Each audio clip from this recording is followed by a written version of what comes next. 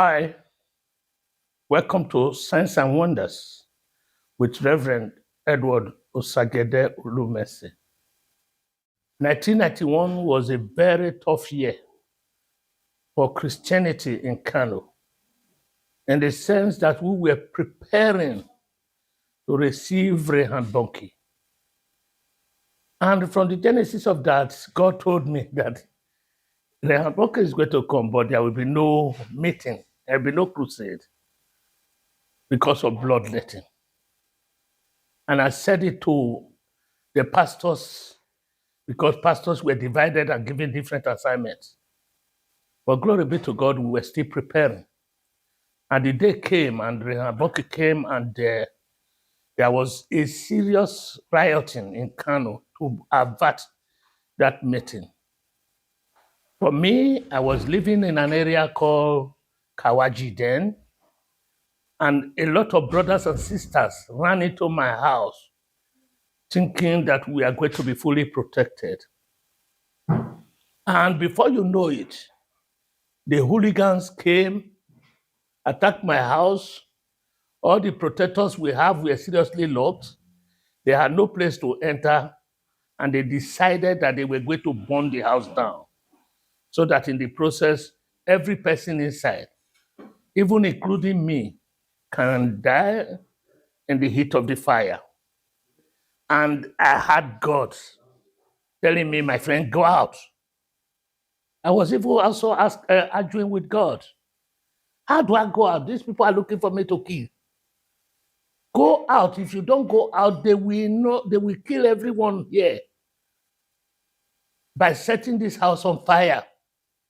So with that clearly heard by me, not a prophecy from any other person, I had boldness in my heart. I opened the door. I opened the protectors. And while I was opening, the hooligans were very happy, speaking in their language, that the house belonged to them after all. Let it come out and every other person will finish with them so that we can take over our property. I came out and I started speaking in tongues. I saw a wide wind because the gate has already been opened. Everybody was inside the compound.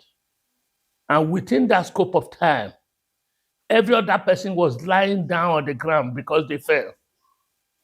Anyone that wants to use the sword, if he takes the sword up, his hand is not coming down. The one that wants to use bow and arrow, if he stretches himself trying to shoot, he cannot release. And when the wide wind came, every other person fell, and I was still moving in their midst, speaking in tongues. Then anyone that can get up, start running out of the compound. That is how everybody cleared from the compound. And I also came out from the compound to the gate, and surprisingly, I met a lot of security officers under the tree that was outside my gate. They were asking me, what did I do to them that they didn't want me? And I told them, is that the best questions now? You were here to protect, and you didn't protect. So they now said, okay, if I have money for them to buy fuel, they will take me to a protective environment.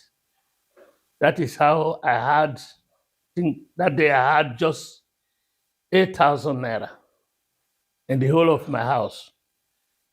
Then I gave it to them, and they carried me and every other person that was in my house and took me to the Central State CID station, where we hid ourselves until we were able to find our way to get into Sabogeri. Carried myself and my family, my wife and my children, and we went to stay in the church, because as at that time, the church was already in Sabogeri. We stayed there. At a stage, I found my way to the airport. I discovered that, yes, flight was moving. Then I arranged, took my wife, took my children, they went to Lagos. I remember that in that process, After some time in Lagos, my wife came back to Kano, and my children had to stay in Lagos for 1 good year before we were able to make up our mind that we should continue with what God has said we should be doing in Kano. We're not going back. So I had to enroll my children again for school in Kano. And that is how today we are still in Kano. And signs and wonder is still happening to the glory of God. Praise God once again.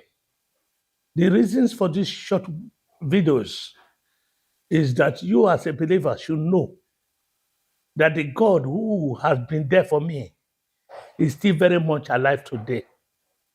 And if your faith say yes, God is not going to say no.